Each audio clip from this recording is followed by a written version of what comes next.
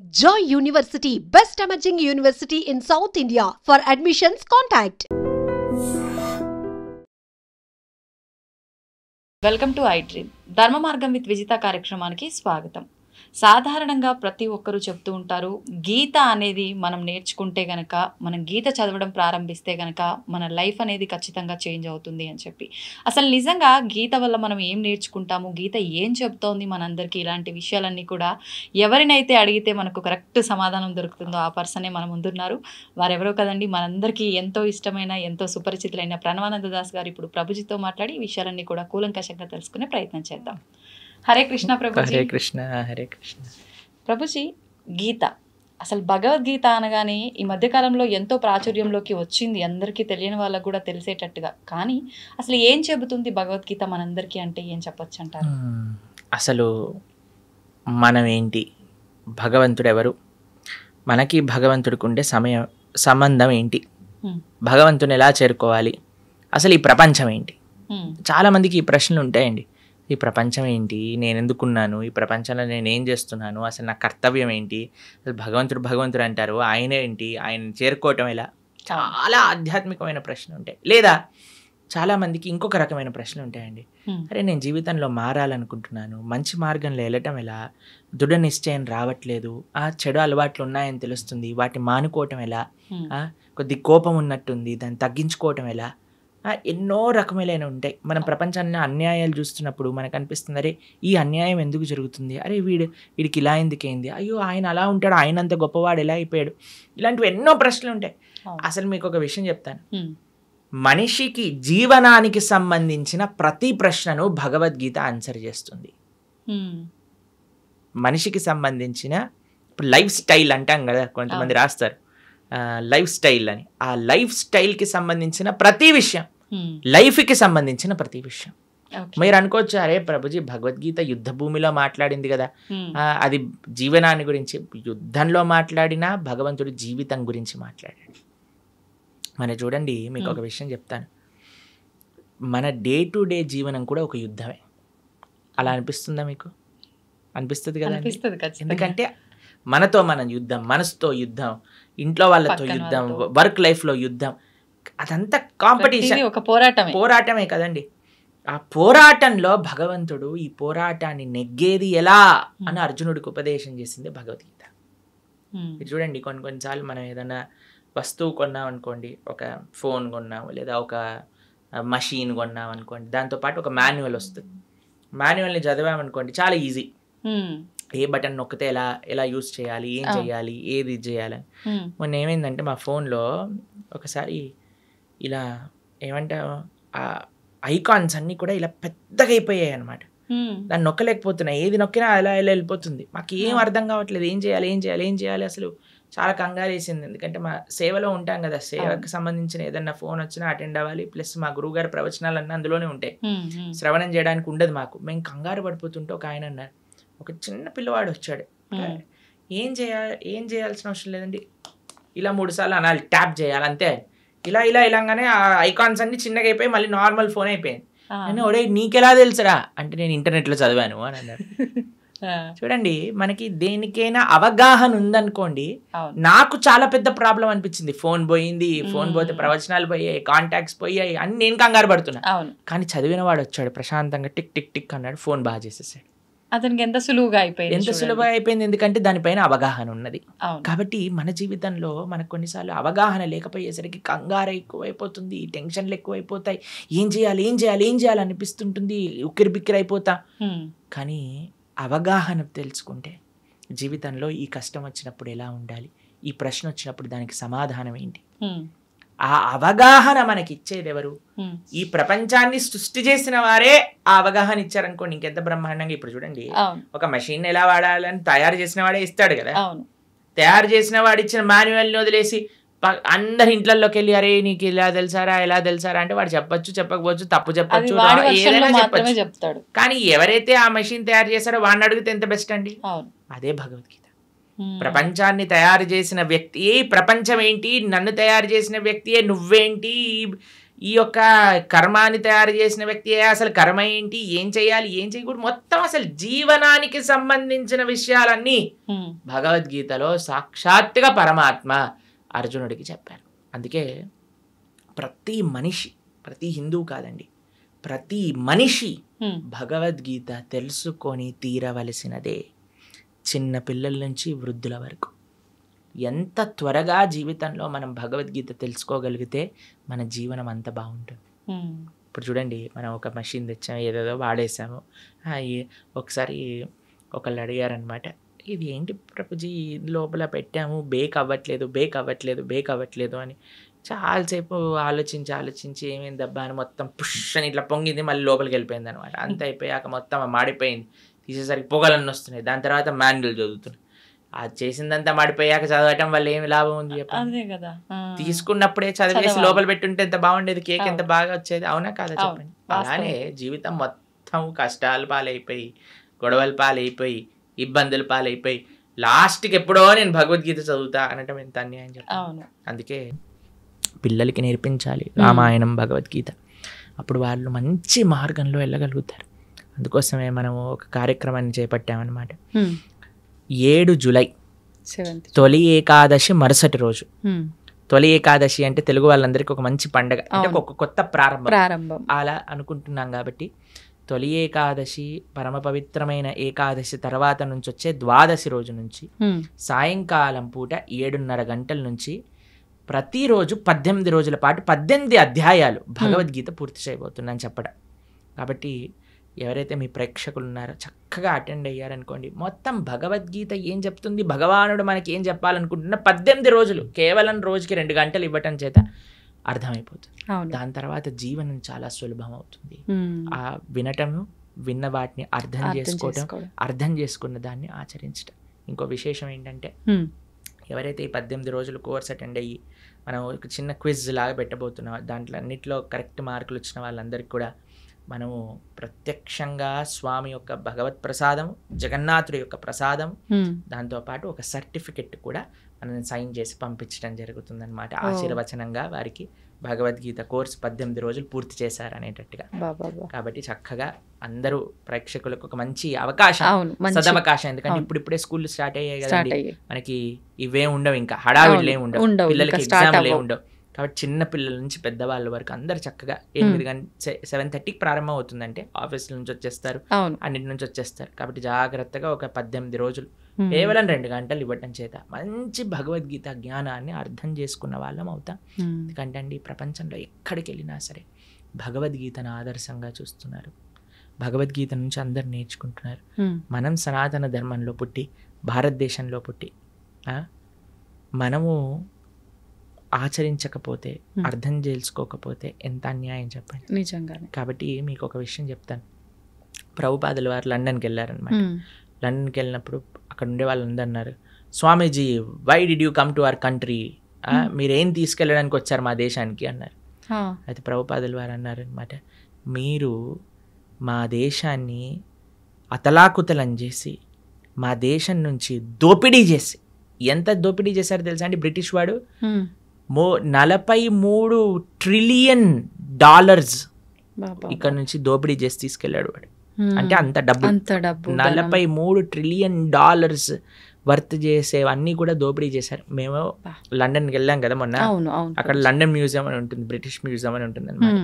అక్కడికి వెళ్ళినప్పుడు ప్రభుపాదుల వారు ఒకసారి అడుగుతారు, ప్రభుపాద్ మీరు మ్యూజియంకి వెళ్ళాలనుకుంటున్నారంటే, ఓ స్టోలెన్ ప్రాపర్టీ అని అంటారు ప్రభుపాదుల వారు. అక్కడికి వెళ్తే అన్ని కోహినూర్ డైమండ్ మన విగ్రహాలు, మన ఇక్కడ నుంచి ఎత్తుకెళ్ళిన విగ్రహాలు, ప్లేట్లు, బంగారు గ్లాసులు, వెండి కంచాలు, వెండి పదార్థాలు, ఇవన్నీ అసలు వందల కొద్ది వస్తువులన్నీ అక్కడ ఉన్నాయి. మన సంపద అంతా అక్కడ మ్యూజియంలో పెట్టారు. మనం ప్రపంచంలోనే అందరికి మార్గాన్ని చూపించి అంత గొప్ప దేశంగా ఉన్న మన దేశం పైన పీక్కొని వాళ్ళంతా లూటీ చేసి, వాళ్ళ అనవసరమైన వాళ్ళకుండే అలవాట్లు, వాళ్ళకుండే పైశాచికత్వాన్ని అంతా జనాలకి అబ్బి, ఇప్పుడు కొంతమంది ఎలా తయారయ్యారటండి, బ్రిటిష్ వాడిని కీర్తిస్తున్నాడు. ఎందుకు సనాతన ధర్మం అన్నిటికంటే సేఫ్ అంటే, తల్లిదండ్రుల పట్ల, దేశం పట్ల, నీ యొక్క సమాజం పట్ల బాధ్యతని నేర్పిస్తున్న ధర్మం ఏదైనా ఉంటే అది సనాతన ధర్మమే.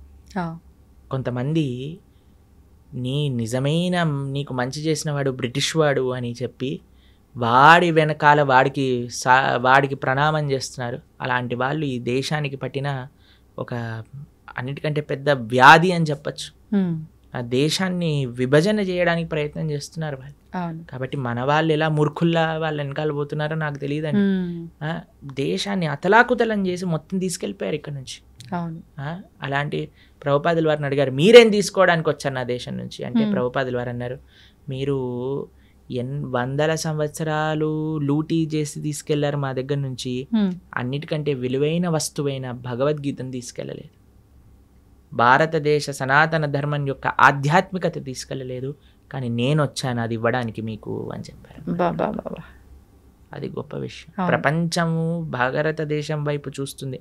మన యశస్వి ప్రధానమంత్రి గారు ఎంత గొప్ప వ్యక్తులు వారు ఎక్కడికైనా వెళ్ళినా సరే వారితో పాటు భగవద్గీతను తీసుకెళ్ళి అందరికి ఇస్తున్నారు. చూసారా మొన్న కలిసినప్పుడు వారు అమెరికా నాకు తెలిసి పంచతంత్ర శుభవిలాస్ ప్రభు అని ఉంటారు, మా ఆలయంలోనే ఉంటారు వారు. శుభవిలాస్ ప్రభు రాసిన పంచతంత్ర పుస్తకాన్ని గిఫ్ట్గా ఇచ్చారు, భగవద్గీతను గిఫ్ట్గా ఇస్తున్నారు.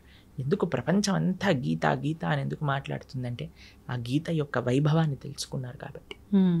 మొన్న మేము ప్రపంచవ్యాప్తంగా మీరు అన్నారు కదా ఇందాక తిరిగి వచ్చాం, ఏం చెప్పాం గీత గురించి. కాబట్టి మన హిందువులు సనాతన ధర్మంలో ఉండేవాళ్ళు ప్రాథమికంగా భగవద్గీతను నేర్చుకోవాల్సినదే. అప్పుడు ఎలా అయితే మనం అధ్యయనం చేస్తామో నేర్చుకుంటామో, అందుకే అందరికి సులభంగా అర్థమయ్యే విధంగా మనం ఈ కోర్స్ చేయబోతున్నాం. 18 రోజులు స్టార్టింగ్ విత్ 7th జూలై సోమవారం సాయంకాలం 7th to 24th చక్కగా ఆ భగవద్గీతను వింటే ఒక సర్టిఫికెట్ వస్తుంది. ఈ గీత చదువుకున్న వాళ్ళం అవుతాం, జీవితాన్ని మార్చుకున్న వాళ్ళం అవుతాం. వాస్తవం ప్రభుజీ, నిజంగా అంటే మంచి ఆలోచన ప్రభుజీ. ఇప్పుడు ఈ మధ్యకాలంలో భగవద్గీత చదవాలి, ఇంట్లో పెట్టుకున్నంత మాత్రాన సరిపోదు, ఖచ్చితంగా పుస్తకం తెరిచి అసలు ఏముందనే విషయాన్ని తెలుసుకునే ప్రయత్నం చేయాలి అంటారు. కానీ అంటే కొన్నిసార్లు పుస్తకం తీసి చదువుతున్నప్పటికీ అది ఎన్నోసార్లు చదివినా కొన్నిసార్లు అది అర్థం అవ్వదేమో. ఇలా క్లాసెస్ రూపంలో మాటల రూపంలో వింటే దానిలో సారాంశం అనేది తొందరగా అర్థమవుతుంది. నిజంగా మీరు చేసిన చాలా మంచి ఆలోచన, అందరూ కూడా దాంట్లో పాల్గొనాలని ఆశిద్దాము. అయితే ఇంకొక క్వశ్చన్ ఏంటి నాది అనంటే, గీతకు సంబంధించే కృష్ణుడు గీతలో చెప్పిన ఒక మాట, కర్మని చేయండి కానీ ఆ కర్మకు తగ్గ ఫలితాన్ని మాత్రం ఆశించకూడదు అని చెప్పి. అంటే మనుషులం అన్నాక ఖచ్చితంగా ఏదైనా చేస్తున్నాము అని అంటే దాని నుంచి ఏదో ఒకటి మనకు కొంత లాభం పొందాలి అనే ఆలోచన ఉంటుంది కదా ప్రభుజీ, ఎందుకని అలా చెప్పారంటారు కృష్ణుడు? ఇప్పుడు మీకు ఒక చిన్న ప్రశ్న. ఇప్పుడు మీకు 2 డాటర్స్ కదా, అవును, వాళ్ళ బర్త్డేస్కి ఫ్రెండ్స్, ఫ్యామిలీ, అమ్మమ్మ, తాతయ్యలు వాళ్ళు వీళ్ళు వచ్చారనుకోండి, ఒక్కొక్కళ్ళు వచ్చిన వాళ్ళు 2000, 5000 అన్నీ ఇస్తూ ఉన్నారనమాట వారికి. అప్పుడు మీరు ఏం చేస్తారు? బర్త్డే అయిపోయాక, నాన్న ఎన్ని వచ్చాయి మొత్తం కౌంట్ చేసి నాకు ఇవ్వు, నేను పిగ్గీ బ్యాంక్లో పెడతాను, ఎప్పుడైతే నీకు అవసరం ఉంటుందో అప్పుడు ఇస్తానని చెప్తాను. ఓ 50,000 వచ్చాయా, ఏదన్నా చేసుకో అని చెప్తారా మీరు? చెప్పం. ఏమంటారు మీరు? ఖచ్చితంగా తీసుకుంటాము, దాన్ని జాగ్రత్త పెడతారు కదా. అది మీరు వాడేసుకుంటారా? వాడం. వాళ్ళకి ఎప్పుడైతే అవసరం ఉంటుందో అప్పుడు ఇస్తారా? అదే భగవానుడు చెప్పింది. అయ్యా కర్మ చెయ్యి, ఫలాన్ని అపేక్షించకు, ఫలాన్ని నేను దాచిపెడతాను, నీకు ఎప్పుడు కరెక్టా అప్పుడు నేను ఇస్తాను, నీ చేతుల్లో ఉంటే నువ్వు పాడు చేసుకుంటావు బాబు. ఇప్పుడు మీకెలా మీ పిల్లలో భగవంతుడికి మనందరం పిల్లలమే కదండి. ఆ ప్రేమతో భగవానుడు చెప్పిన మాట అండి. అంటే ఇప్పుడు స్వామి ఏమంటున్నాడు, చాలా సింపుల్ గా మీకు ఒక విషయం చెప్తాను. ఒక ఆయన అమెరికాకి వెళ్ళాడు, చదువుకుంటున్నాడు, బాగా చదువుకున్నాడు, ఎంఎస్ చేశాడు, జాబ్ వచ్చింది. జాబ్ వచ్చాక చాలా పెద్ద శాలరీ అనుకోండి, ఓ $10,000 వస్తున్నాయి అనుకోండి. వాళ్ళ నాన్న అన్నారు, నాన్న అసలు నీకు ఎన్ని ఖర్చులు ఉన్నాయో ఒకసారి రాసి పెట్టు అనగానే, రూమ్ రెంట్కి ఇంత, తిండికి ఇంత, పెట్రోల్కి ఇంత, ట్రావెల్కి ఇంత, తర్వాత ఎక్స్పెన్సెస్, కొన్ని అడాక్ ఎక్స్పెన్సెస్, వాటన్నిటిని నాన్న నాకు ఒక 3,000 చిల్లరల్లో అయిపోతుంది అని అంటే, సరే నాన్న 3,500 నీ దగ్గర పెట్టుకో, మిగతావన్నీ నా బ్యాంక్ అకౌంట్లో వేసేయని చెప్పాడు. సరే ఆ పిల్లవాడు పాపం నాన్నగారు చెప్పారు కదా అని, నాన్నగారు చదివించారు, నాన్నగారు చెప్తున్నారు కదా అని మిగతావన్నీ వేసేస్తున్నారు. వాళ్ళ రూమ్మేట్స్ ఏమో అందరు కూడా పార్టీలకు వెళ్తున్నారు, తిరుగుతున్నారు, తాగుతున్నారు, తిరుగుతున్నారు, అన్ని చేస్తున్నారు. వీడేమో చేయలేకపోతున్నారు, డబ్బులు లేవు కదా ఇంత. అయితే అందరూ కూడా చూసావా వీడు నాన్నకి ఇచ్చేస్తున్నాడు, డబ్బులు నాన్నకి ఇచ్చేస్తున్నాడు. వాడికి కూడా కొన్నిసార్లు డౌట్ వచ్చింది, బాధ వేసింది, అయ్యో ఎందుకు ఈయన నాన్నని డబ్బులు తీసేసుకున్నాడు. సరే అని కొన్ని సంవత్సరాలు వర్క్ చేశాక ఆయన మళ్ళీ తీసుకొచ్చారు, పెళ్లి చేశారు. ఆయనకి మంచి సంబంధం చూసి పెళ్లి చేసి, వివాహం అయిపోయాక ఇప్పుడే వాళ్ళిద్దరు మళ్ళీ అమెరికాకి వెళ్తున్నప్పుడు, నాన్న నువ్వు 2 సంవత్సరాల నుంచి ఏవైతే డబ్బులు నాకు వేస్తున్నావో ఆ డబ్బులన్నీ మళ్ళీ ఇప్పుడు నీ బ్యాంక్ అకౌంట్లోకి ట్రాన్స్ఫర్ చేశాను, ఇది చూసుకో, ఇది ట్రాన్స్ఫర్ అయిపోయింది అంటే ఆయన అడిగారు, నాన్న ఇన్ని రోజుల నుంచి తీసుకున్నావు, ఇప్పుడు ఎందుకు ఇచ్చావు? ఎందుకంటే అప్పుడు ఇస్తే నువ్వు పాడైపోయేవాడివి, కానీ ఇప్పుడు నీకు ఒక మంచి పార్ట్నర్ అవసరానికి ఆ పార్ట్నర్ చూస్తుంది నువ్వేం ఖర్చు పెడుతున్నావు, ఏం చేస్తున్నావు, ఏం తప్పు చేస్తున్నావు, ఏం కరెక్ట్ చేస్తున్నావు. కాబట్టి ఇప్పుడు నీకు వివాహం అయింది కాబట్టి ఒక బాధ్యతాయుతంగా నిన్ను మంచి మార్గంలో పెట్టేవాళ్ళు నీతో ఉన్నాం కాబట్టి ఇప్పుడు ఇచ్చేస్తున్నా, నాకేం అవసరం లేదు నాన్న అని ఆ నాన్నగారు చెప్పారు. ఆ నాన్నగారు చెప్పింది కరెక్టా రాంగా చెప్పండి? కరెక్ట్, ఖచ్చితంగా కరెక్టే కదా. అదే భగవంతుడు చెప్తున్నా, నాన్న ఫలం నీ చేతిలో ఉంటే మిస్యూజ్ చేసుకునే అవకాశాలు ఉంటాయి, కాబట్టి ఫలాన్ని అపేక్షించకుండా try your best, do your best. ఆ ఫలితం నేను ఎప్పుడు నీకు ఏ క్షణంలో నీకు కావాలో ఆ క్షణానికి నేను ఇస్తాను. ఎంత గొప్ప మాట, నిజంగా చాలా గొప్ప మాట. కాబట్టి అది పరమాత్మకి మన పట్ల ఉండే ప్రేమ. ఈ విషయాలు ఎలా అర్థమవుతాయండి అని అంటే, ఎప్పుడైతే మనం వింటామో భగవద్గీతని, ఎవరైతే భగవద్గీతను అర్థం చేసుకొని దాన్ని మనకే అర్థమయ్యే విధంగా చెప్పే వాళ్ళ దగ్గర నుంచి శ్రవణం చేసినప్పుడు, మనం చదివినప్పుడు చాలా సులభం అయిపోతుంది. అందుకే మీరు చూడండి, మన భగవద్ ధర్మ ప్రచార మార్గంలో కొంతమంది మ్యాజిక్లు చేస్తూ ఉంటారు, చూసారా మీరు? కొంతమంది అంటే మన ధర్మ ప్రచార మార్గంలో కాదు నేను చెప్తున్నాను, కొన్ని వీళ్ళు ఏవో నీళ్ళు చల్లుతుంటారు, ఏవో పూస్తుంటారు, ఏవేవో చేస్తుంటారు, పిచ్చి పిచ్చిగా డాన్స్ లేటాలు, వాళ్ళకి ఏమైందో అసలు అలాంటి మురుకులు ఎలా ఉంటారు అనిపిస్తుంది కొన్నిసార్లు. మంచిది మనం వదిలేసి, లేకపోతే ఆ మురుకుల్ని మనం ఎలా భరించగలుగుతాం అనిపిస్తుంది. అలాంటి వేషాలు, వీళ్ళందరూ డ్రామా ఆర్టిస్టులు అయిపోవచ్చు చాలా బాగా, కానీ ఎందుకు వాళ్ళు మూవీస్ లో ట్రై చేయకుండా ఇలాంటి పనులు, అంటే డబ్బులు అక్కడ సంపాదిస్తుంటున్నారు ఎక్కువగా, అందుకోసం అటు వెళ్తున్నారు. అలాంటివన్నీ మనం చేయమండి గలీజ్గా. అవును, వేరే వాళ్ళని మోసం చేయటాలు, వేరే వాళ్ళని ఏదో ఇది చేయటాలు, అలాంటివన్నీ ఏమీ ఉండవు. చాలా మంది అడుగుతారు, ఇస్కాన్ వాళ్ళు విదేశీయుల్ని మార్చట్లేదా? మీకు విషయం తెలుసా అండి? అక్కడ మేము వెళ్ళాము, అక్కడ ఉండే వీళ్ళు ఎక్కడికైతే వెళ్తారో ప్రతి ఆదివారం వాళ్ళు అన్నీ అమ్మేశారు. కొన్ని చోట్ల బార్ షాపులు ఉన్నాయి ఆ ప్రదేశాల్లో, కొన్ని చోట్ల అయితే మా గుళ్ళే ఉన్నాయి అక్కడ. ఎందుకంటే అక్కడికి ఎవ్వరు వెళ్ళట్లేదు, ఎవ్వరికి ఇంట్రెస్టే లేదు, అలా తయారైపోయింది అక్కడ. మేము ఒక దగ్గరికి వెళ్ళామండి, అసలు అక్కడ ఉండే ఎవరైతే ఆ మత ప్రబోధకులు అన్నారో, ఆ ధర్మంలో ఉండేవాళ్ళు, ఇప్పుడే నేను మీకు వీడియో కావాలంటే పంపిస్తాను, అంటే మీ పర్సనల్కి చూపించకండి జనాలకి. ఫ్రాన్స్లో ఏవైతే ఈ మత పెద్దలని వాళ్ళ ధర్మంలో వాళ్ళ మతంలో ఉన్నారో, కొన్ని సంవత్సరాల లోపల వాళ్ళు చూస్తే 3,40,000 మంది పిల్లల పైన లైంగిక దాడులు చేశారు. 3,40,000 మంది పిల్లల పైన, ఎంత ఘోరం. అయితే మేము మొన్న ఐర్లాండ్ అనే దేశంలో ఉన్నాం, అక్కడ కూడా వాళ్ళ మతం ఉండేది. వాళ్ళ మత పెద్దలు ఎవరైతే ఇలాంటి పిల్లల పైన అఘాయిత్యాలు చేయటం బయటపడ్డాక ఆ దేశమే మొత్తం ఆ మతాన్ని వదిలేసింది. అక్కడ నాస్తికత్వం ఎక్కువ, ఎందుకంటే వాళ్ళు చేసిన తప్పులు చూసి. కాబట్టి మనం ధర్మం ఏంటి, ధర్మాన్ని ఎలా ఆచరించాలి, పెద్దల నుంచి తెలుసుకొని ఆచరించగలిగితే అది మనకి మంచిది. కాబట్టి మనం ఏం చెప్తున్నాం, భగవద్గీత ఏం చెప్తుంది, ధార్మికంగా జీవనం ఎలాంటిది, ధార్మికంగా జీవనం ఎలాంటిది, ఇదే మన సనాతన ధర్మం అంటేనే ఖచ్చితంగా ఇది చెయ్యాలి, ఇది చేయకూడదు, ఇది చేస్తే ఇది అవుతుంది ఖచ్చితంగా చెప్పి మంచి మార్గంలో నడిపించేది. ఇప్పుడు చూడండి, మనం మానవుడిగా ఉన్నప్పుడు అన్ని ధర్మాలు, అన్ని మతాలు బాగుండాలండి. సనాతన ధర్మంలో మనం ప్రతిరోజు ఏం చేస్తామండి, లోకా సమస్తా సుఖినో భవంతు, సర్వే జనా సుఖినో భవంతు అని ప్రార్థన చేస్తా. ఇంతకంటే గొప్ప భావన ఇంకెవరికి ఉంటుంది చెప్పండి? కానీ మనకి అందరి ధర్మాలు బాగుండాలనే మనం అనుకుంటామండి, కానీ వేరే వాడు మన ధర్మాన్ని పాడు చేయాలి అని చూసినప్పుడు మనం ఉండకూడదు కదా, ఊరుకోవద్దు. ఎందుకు మీకు ఈ విషయం ప్రస్తావన చేస్తున్నాను, ఆన్ ద ఫస్ట్ ప్లేస్ చెప్తున్నానంటే, ఎప్పుడు మనకి వాడు మన ధర్మాన్ని మోసం చేస్తున్నాడు, మనల్ని మోసం చేస్తున్నాడు అని తెలిసేది ఎప్పుడంటే మన ధర్మాన్ని మనం తెలుసుకున్నప్పుడు. లేకపోతే వేడేవాడు ఏం చెప్పినా మనం నమ్మేస్తాం. అవును, ఇప్పుడు చూడండి, వాస్తవం ఏంటో మన పిల్లల పైన మనకి నమ్మకం ఉన్నప్పుడు, మన పిల్లలంటే మనకి తెలిసినప్పుడు, మన కుటుంబ సభ్యులు అంటే ఎవరో మనకు తెలిసినప్పుడు, వేరేవాడు వచ్చి ఏం చెప్పినా మనం నమ్మమండి. వేరేవాడు ఏదైనా చిచ్చు పెట్టడానికి ప్రయత్నం చేసినా మనం నమ్మం.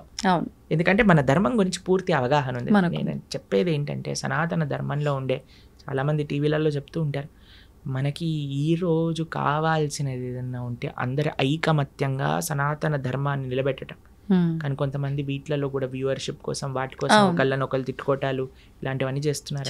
అవన్నీ చేయకూడదు. ధర్మం అంటే అందరు కలిసి కుటుంబంగా ఉండాలి. మంచిగా మనం ఉన్న వేరే మతాలు చేస్తున్న దాడులను మనం తట్టుకోగలుగుతాం. First education important. కాబట్టి నేను చెప్పేది ఏంటంటే ప్రతి హిందువు భగవద్గీత వినండి, భగవద్గీతను చదవండి, కృష్ణుడు ఏం చెప్తున్నాడో వినండి. భగవద్గీత అన్ని సంప్రదాయాలు శాక్త, శైవ, వైష్ణవ, నానాపత్య ఏ సాంప్రదాయం చెందిన వారైనా భగవద్గీత చదవాల్సిందే అండి. ఇంకా ఏ పుస్తకం చదివినా చదవకపోయినా భగవద్గీత చదవాల్సిందే. అది ఎందుకంటే భగవద్గీత అనేది సనాతన ధర్మానికి ఒక బేస్, అది ఫిలాసఫీ భగవద్గీతలో ఉన్నది. కాబట్టి అందుకోసం మనందరం ఈ 18 రోజులు ఏదైతే కార్యక్రమం చేయబోతున్నామో, ఇందాక మనం చెప్పినట్టుగా 7వ తారీఖు నుంచి జూలై 7వ తారీఖు సోమవారం రాత్రి నుంచి ప్రణవానంద దాస్ ఛానల్ తెలిసింది కదా, అందులో మనకి లైవ్లో వస్తుంది. చక్కగా అటెండ్ అవ్వండి. ఎంత మార్పు మీరు చూస్తారో మీకే తెలుస్తుంది. అంటే ప్రతి మానవుడు అన్నాక ప్రతి ఒక్కరూ గీతని చదవాల్సిందే, వినాల్సిందే, ఆచరించాల్సిందే. ముఖ్యంగా ఇంకా హిందువులైతే అస్సలు పక్కన పెట్టాల్సింది లేదు. ఖచ్చితంగా. అంటే ఇప్పుడు ఎన్నెన్నో ఇబ్బందులు పడుతున్నాము, ఎన్నెన్నో ఇలా ఉండకూడదు, అలా ఉంటే బాగుంటుందేమో అని అనిపించినప్పటికీ అసలు ఏంటి కరెక్ట్, మనం ఎక్కడి నుంచి స్టెప్ వేయొచ్చు, ఎలా వెళ్తే ధర్మంగా ఉంటుందని ఆలోచన వచ్చి కూడా తెలియక ఆగిపోయే వాళ్ళు ఉన్నారు. అటువంటి వాళ్ళందరికీ కూడా ఒక మంచి మార్గం దొరికిందనే చెప్పొచ్చు దీని ద్వారా. ప్రభుజీ, కృష్ణుడు ఇప్పుడు అర్జునికి గీత గురించి అంతా కూడా బోధించాడు, మా అందరికీ తెలిసిందంతే.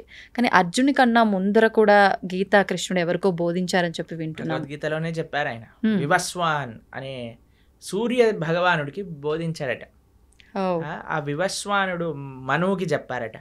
అలా మనువు అలా ఆ సాంప్రదాయంలో వచ్చింది, కానీ మధ్యలో ఇక్కడ లుప్తం అయిపోయింది. అందుకే ఆ వివస్వానుడికి ఇచ్చిన జ్ఞానాన్ని మళ్ళీ నీకు ఇస్తున్నాను అని కృష్ణుడే అర్జునుడికి చెప్పాడు భగవద్గీతలో. కాబట్టి పరమాత్మ ఎన్నో రూపాల్లో మరలా అవతరించి ఆ ధర్మాన్ని బోధిస్తూ ఉన్నారండి.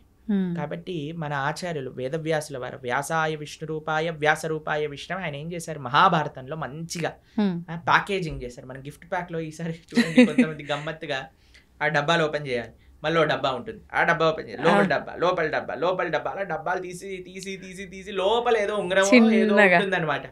అది విలువైనది లోపల ఉంటుంది. అలా మహాభారతం మధ్యలో ప్యాకేజింగ్ చేశారు భగవద్గీత. ఎందుకంటే ఆ భగవద్గీత అత్యంత విలువైన రత్నం, అమూల్యమైన రత్నం అన్నమాట, మనకి మహాభారతంలో లభించేది. కాబట్టి ఆ యొక్క విశేషం ఇందాక మీరు ఎలా అయితే అన్నారో ఆ అద్భుతము శ్రీకృష్ణ భగవానుడు భగవద్గీత రూపంలో మనకు అందించారు. కాబట్టి దాన్ని అధ్యయనం చేయటం, అర్జునుడికి ఉపదేశం చేశారు అంటే అర్జునుడి యొక్క మాధ్యమంగా అందరికీ ఉపదేశం. ఇప్పుడు మీరు నన్ను ఇంటర్వ్యూ చేస్తున్నారు, మీకోసం చేస్తున్నారా? అందరి కోసం, అంతే కదా. అలా అర్జునుడు కూడా కృష్ణుడి ప్రశ్న అడిగి ఎందుకోసం, అర్జునుడి కోసము అందరి కోసం. కాబట్టి అర్జునుడు కూడా కృష్ణుడి దగ్గర ఇంటర్వ్యూ చేశాడనమాట. ఆ ఇంటర్వ్యూ ఏంటి, ఇప్పుడు చూడండి అందరికి ఇంటర్వ్యూలు ఇష్టం, పాడ్కాస్ట్ ఆది పాడ్కాస్ట్ అన్నిటికంటే ఫస్ట్ జరిగిన పాడ్కాస్ట్ కృష్ణ అర్జున్ పాడ్కాస్ట్ అని. అక్కడి నుంచే ప్రారంభం అయింది అనమాట. ఏదైనా భగవంతుడి నుంచే ప్రారంభం అవ్వాలండి. కాబట్టి ప్రపంచంలో జరిగిన మొట్టమొదటి సూపర్ ఎక్స్ట్రాఆర్డినరీ పాడ్కాస్ట్ ఎందుకో తెలుసా అండి, యుద్ధం జరగబోతుంది, ఆ యుద్ధం మధ్యలో జరిగింది పాడ్కాస్ట్ అనమాట. అవును. కాబట్టి చక్కటి భగవద్గీత అర్జునుడి యొక్క మాధ్యమంలో ప్రతి జీవుడికి భగవంతుడు ఉపదేశం చేసిన భగవద్గీతని ప్రతి హిందువు మీరు అన్నట్టుగా తప్పకుండా చదవాలి, అర్థం చేసుకోవాలి, ఆచరించాలి. ప్రభుజీ, ఇప్పుడు అర్జునుడికి చెప్పాల్సిన సిచ్యువేషన్ అక్కడ ఎందుకు ఏర్పడింది అంటే కొంతమంది కొన్ని రకాలుగా చెప్తారు. అంటే అక్కడ ఉన్నదంతా నా వాళ్ళే, నేను వాళ్ళని ఎలా చంపుతాను అనే భావన అర్జునులో వచ్చింది. కాబట్టి దీన్ని కనుక అతనికి ఉపదేశిస్తే దానివల్ల ఇక్కడ జరగాల్సిన క్రతువు అంతా కూడా కరెక్ట్గా జరుగుతుంది. ఒకటి, ఇప్పుడు మనం అనుకున్నట్టుగా అందరికీ ఒక మెసేజ్ ఇవ్వడం కోసం అని ఒకటి. అసలు ఏంటి వాస్తవం ప్రభుజీ? ఇప్పుడు మీకు ఒక విషయం చెప్తాను. చాలాసార్లు మనకి ఒక సందిగ్ధ పరిస్థితిలో ఉంటాం, కన్ఫ్యూజన్. అవును. అర్జునుడు మహాయోధుడు, స్వర్గానికి వెళ్ళారు, శివుడిని ఓడించారు, ఒక రకంగా చూస్తే పాశుపతాస్త్రం తీసుకోవడానికి. అలాంటి వారు కూడా రాత్రులు కూడా ప్రాక్టీస్ చేసి, అసలు యుద్ధ విద్య అంటే అర్జునుడే. అందరి యొక్క కృపాపాత్రులు అయ్యారు ఆయన. ఆ ఇంద్రుడి యొక్క కృపాపాత్రులు అయ్యారు, పరమశివుడి యొక్క కృపాపాత్రుడు అయ్యాడు. నారాయణుడు అయితే పక్కనే ఉన్నాడు, కృష్ణుడు పక్కనే ఉన్నాడు కదండి, ఇంకా దానికంటే గొప్ప విషయం ఏం కావాలి. అలాంటి వ్యక్తికి కూడా కన్ఫ్యూజన్ వచ్చింది. ఎందుకు అర్జునుడికి కన్ఫ్యూజన్ రాలేదండి, మనందరికీ అలాంటి కన్ఫ్యూజన్ స్టేట్ వస్తుంది. కరెక్ట్. ఆ కన్ఫ్యూజన్ నుంచి బయటపడటం భగవద్గీత నేర్పిస్తుంది. మీకు ఒక చిన్న విషయం చెప్తాను. జనాలు ఏమంటారు తెలుసా అండి, కృష్ణుడు యుద్ధాలు చేయిస్తాడు, అన్నతమ్ముల మధ్యలో యుద్ధాలు చేయించాడు, చిచ్చు పెడతాడు. ఇప్పుడు మీకు ఒక విషయం చెప్తాను. అర్జునుడు యుద్ధం పరిస్థితి రాకముందు కృష్ణుడు ఎన్నోసార్లు దూతగా వెళ్ళాడండి, యుద్ధం వద్దు యుద్ధం వద్దు చెప్పడానికి. ఏమన్నాడు తెలుసా అండి, రాజ్యం కాదు, నిజంగా చెప్పాలంటే రాజ్యానికి హక్కు పాండవులకి, రాజ్యం ఇవ్వద్దు, కనీసం 5 గ్రామాలు ఇవ్వండి చాలు, 5 ఊళ్ళు ఇవ్వండి చాలు అని అన్నారు. 5 ఊళ్ళు కాదు కదా, దుర్యోధన ఏమంటాడంటే ఆ పిన్ను ఉంటుంది కదా గుండు సూది, సూది పెట్టినంత జాగ కూడా ఇవ్వను అని అంటాడు. ఇప్పుడు మీకు ఇంకొక విషయం చెప్తానండి. ఒక ఆవిడ వచ్చింది నా దగ్గర, కృష్ణుడు ఏంటండి ఇలా యుద్ధం చేయిస్తాడా అని అంది. మీరు మరి ఆ స్త్రీని అవమానించిన వాళ్ళని ఏం చేయాలి, చంపేయాలండి. మరి దుర్యోధన దుశ్శాసనుడు చేసిన పని ఏంటండి, ద్రౌపదీదేవిని అవమానించింది వాళ్ళు కదా అని అండి. అయిపోయింది. మేమన్నా మరి ఏం చేయాలమ్మా, దుశ్శాసుని ఏమంటాం దండేసి కూర్చోబెట్టాలి ఆసనం పైన, లేదు అని అంటే అదే మరి కృష్ణుడు చేసిన పని, కృష్ణుడు ఎందుకు నిందిస్తున్నాం? ఎంత విచిత్రం చూడండి అసలు. ఇంకొక విషయం చెప్తాను మీకు, ఒక సిచ్యువేషన్ చెప్తానండి. ఒకళ్ళు పోలీస్ డిపార్ట్మెంట్లో పనిచేస్తున్నారండి, వాళ్ళ సొంత తమ్ముడే 10 మందిని హత్య చేశాడు. ఇప్పుడు ఈ పోలీసు వాళ్ళ తమ్ముడిని పట్టుకోవాలా, తమ్ముడని వదిలేయాలా? పట్టుకోవాలి, అదే ధర్మం కదా, ధర్మం కదా ప్రభుజీ. తమ్ముడు కన్నా కూడా అంటారు కదా ప్రభుజీ పెద్దవాళ్ళే, తమ్ముడు అంటే ఏదో సామెత ఉంటది, మన వాళ్ళైనా సరే నీతి తప్పకూడదు, ధర్మంగా ఉండాలి అంతే కదండి. మరి కౌరవులందరూ నీతి తప్పారు, అందుకు కృష్ణుడు యుద్ధం చేయమన్నాడు. అరే వాళ్ళని నువ్వు అన్నయ్యలుగా, తమ్ముళ్ళుగా, బావలుగా, మరుదులుగా చూడకనానా, వాళ్ళు అధర్మం చేసిన వ్యక్తులుగా చూసి వాళ్ళని శిక్షించు. ఎందుకంటే నీకు ఆ రోలు, నువ్వు ఒక క్షత్రియుడివి, క్షత్రియ ధర్మాన్ని అనుసరించి నువ్వు యుద్ధం చెయ్యి అని కృష్ణుడు చెప్పాడు. దీంట్లో ఏమైనా తప్పుందా అండి? ఏం లేదు. ప్రపంచంలో అది చెయ్యట్లేదు కాబట్టి ఈరోజు బాధగా ఉన్నాం. ఎవడో ఒకడు ట్రాఫిక్ పోలీస్ దగ్గర పట్టుబడిన వాడు కూడా ఫోన్ చేసి మా బావ ఎవరో తెలుసా, మా అన్న ఎవరో తెలుసా అని బ్లాక్ మెయిల్ చేస్తారు. ఆ వాడు ఏదో కుర్చీ పైన కూర్చున్నాడు, వాడిని వదిలేసే అంటాడు. ఏంటని అన్యాయమా? ఇప్పుడు ఈ రోజు వదిలేస్తా టోపీ పెట్టుకోనందుకు, దాన్ని ఏమంటారు హెల్మెట్ పెట్టుకోనందుకు, కానీ చచ్చేది వాడే కదా. పైన ఉన్న వాడికి ఏమైంది, ఫోన్ చేసిన వాడికి ఏమైంది, అంతే కదండి. కాబట్టి ఇది ప్రాబ్లం. అందుకే చూడండి పెద్ద పెద్ద స్కామ్లు చేసిన వాళ్ళందరూ మంచిగా పార్లమెంట్లో కూర్చొని ఇది చేస్తున్నారు. ఎందుకు అని అంటే మన వాళ్ళు కదా, మా వాళ్ళు వదిలేస్తారు. కానీ అక్కడ వదలరు కదా, కాబట్టి అందుకే మనం జాగ్రత్తగా ఉండాలి. అందుకే భగవంతుడు ఏది చేసినా, జనాలు భగవంతుడికి ధర్మాధర్మ విచక్షణ చేస్తుంటాడు. కృష్ణుడు అధర్మం చేశాడు, కృష్ణుడు ధర్మం చేశాడు, అలా ఉండదయ్యా. భగవంతుడు ఏమి చేస్తే అది ధర్మం అవుతుంది, భగవంతుడు ఏది చెప్తే అది నిజం అవుతుంది. చూడండి ప్రైమ్ మినిస్టర్ ఏదన్నా ఆర్డర్ చేశాడు అనుకోండి, ఇప్పుడు చూడండి మనకి నోటు బందీ అని చేశారు. నోటు బందీ, నేను నోటు బందీ చేయను, ఎంత ధైర్యం నీకు నోటు బందీ చేస్తా అంటే ఏమైనా ఇద్దా అండి? నోటు మూసుకొని మనమే డబ్బులు మార్చుకుంటాను 2 రోజులు అడిచినా సరే, అంతే అవును కదండి, ఎందుకంటే నువ్వు జీవించాలి. కాబట్టి జనాలందరూ భగవంతుడిని అంటున్నారు, అలా కాదయ్యా, భగవంతుడు చెప్పింది నువ్వు వినాలి, నువ్వు చెప్పింది భగవంతుడు వినాడు. ఇది మనం తెలుసుకోవాల్సి. అంటే మనం ఎంతసేపు అజ్ఞానంలో ఉన్నాం, అంతే కదండి, అజ్ఞానాన్ని వీడి మనం బయటికి రాలేకపోతున్నాం, అంతే కదా. కాబట్టి ఇది మనం గుర్తుపెట్టుకోవాల్సిన విషయం. కాబట్టి మనకి తెలియదు, నీకు అర్థం కావట్లేదంటే నువ్వు తెలుసుకో, అంతేగాని భగవంతుడిని మార్చుకోవద్దు అనుకోడు. కాబట్టి మనం అందుకే చెప్తున్నాను, ఎక్కడొస్తుంది అంటే శాస్త్రీయమైన శ్రద్ధ ఎప్పుడైతే ఉంటుందో, ఎప్పుడైతే మనం వినయంగా నేర్చుకుంటామో తత్వాన్ని, అప్పుడు మనకి ఏ పరిస్థితిలో ఉన్నా సరే ఆ ధర్మం గోచరిస్తుంది, ఆ ధర్మం మనల్ని కాపాడుతుంది. ప్రభుజీ, ఇప్పుడు ధర్మార్థ కామ మోక్షాలు అంటుంటారు, దీన్ని ఎలా తీసుకోవాలి, ఎలా ఆచరించాలి? చూడండి, చతుర్విధ పురుషార్థములు అంటారు. ధర్మ, అర్థ, కామ, మోక్ష. చాలా సింపుల్గా చెప్తాను, చాలా అద్భుతమైన విషయం చెప్తాను మీకు. దీన్ని ఎలా జతపరచాలి అని అంటే, కామము మోక్షంతో, అర్థము ధర్మంతో. ధర్మ, అర్థ, కామ, మోక్ష అన్నారు కదా, 4 ఉన్నాయి. ఓకేనా? ధర్మాన్ని అర్థాన్ని కలపండి, కామాన్ని మోక్షాన్ని కలపండి. అర్థం అంటే ఏంటో తెలుసా అండి? ఐశ్వర్యం, డబ్బులు. దేంతో కలపమన్నా? ధర్మంతో. అంటే మనం సంపాదించే ప్రతి రూపాయి కూడా ధార్మికంగా సంపాదించాలి, ధర్మం కోసం ఖర్చు పెట్టాలి. ఇదొక పాయింట్ అయిపోయిందా. కామము అంటే కోరిక. ఏం కోరుకోవాలి నువ్వు? ఈ జన్మ ఎలా తరింపజేసుకోవాలి, భగవంతుడి యొక్క శాశ్వతమైన సేవ ఎలా చేయాలి, అది మోక్షం. మోక్షం అంటే భగవంతుడి యొక్క శాశ్వతమైన సేవా స్థితిని పొందటం. వైకుంఠంలో, గోలోకంలో స్వామిని ఆరాధన చేసుకోవటం. ఎవరు మన భగవత్ స్వరూపంగా మనం భావించి ఆరాధన చేస్తున్నాము, స్వామి దగ్గరికి వెళ్ళి చక్కగా రామ, కృష్ణ, నృసింహ, నారాయణ వాళ్ళకి ఆరాధన చేసుకోవటం, నిరంతరం వారి యొక్క సేవలో ఉండటం. కాబట్టి కోరిక మోక్షం కోసం, అర్థం ధర్మంతో కలపడం. ఎప్పుడైతే ఇలా మనం ఉంటామో, ఎప్పుడైతే మనం ఇలా మనం చేస్తామో, ఎప్పుడైతే ఇలా మన జీవనం ఉంటుందో, ధార్మికంగా సంపాదించటం, ధర్మం కోసం వెచ్చించటం. కోరిక కేవలం భగవంతుని తెలుసుకోవటానికి, భగవంతుడి యొక్క సేవ కోసం ఎప్పుడైతే ఉంటామో అప్పుడే మానవుడు పరిపూర్ణ జీవనాన్ని జీవించేవాడు. ఈ విశేషాలన్నీ కూడా మనకి భగవద్గీతలో ఉంటాయి. కానీ ఇదంతా ఉల్టా జరుగుతుంది కదా ప్రభుజీ ప్రస్తుతం. అంతే కదండి, డబ్బు సంపాదించడం కోసమే కోరికల కోసం ఖర్చు పెట్టేస్తున్నారు. ధర్మము మోక్షం అయితే తెలియదు. అవును. ఇప్పుడు ఏం చేసినా దీనికోసం. పిల్లవాళ్ళకి మీరు చూడండి, బాగా చదువుకోవాలి నాన్న, అప్పుడే డబ్బులు బాగా వస్తాయి, డబ్బులు బాగా వస్తే సుఖంగా ఉంటావు. చిన్నప్పటి నుంచి వాడికి 2 విషయాలు చెప్తున్నాం కదండి.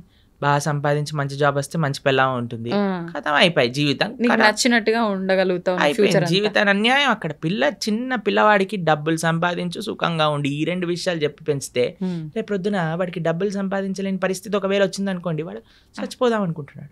మళ్ళీ వాడు ఇంకా వేరే దారుల్లో ఎలా అయినా డబ్బు సంపాదించే ప్రయత్నం కూడా చేస్తాడు. అంతే కదండి.